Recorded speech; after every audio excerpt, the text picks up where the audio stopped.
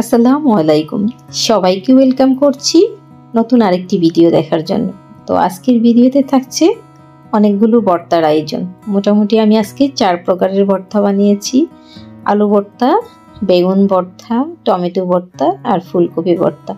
তো সব উপকরণগুলো আমি একই সাথে একদম ভেজে রেডি করে নিয়েছি, এই জন্য দেখা যায় ভর্তা বানাতে একটু ইজি হয়েছে। আর শুধু টমেটো ভর্তাতে একটু রসুন পুড়িয়ে দিয়েছি, যাতে রসুন পোড়াটা দিলে টমেটো ভর্তাতে বেশ স্যান্ড হয় এবং স্বাদ লাগে।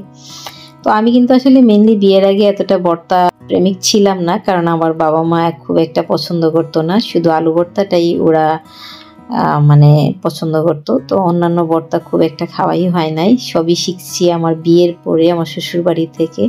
আমার শ্বশুরবাড়িতে ওরা মাটির চুলায় পুড়িয়ে ভর্তাগুলো বানায় এবং খেতে এত অমৃত লাগতো।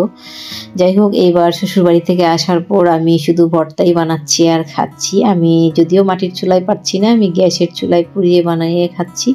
তো স্বাদ খুব একটা মানে খারাপ লাগছে না, বেশ ভালোই লাগছে। আপনারাও ওইভাবে ট্রাই করতে পারেন। সবাই ভালো থাকবেন।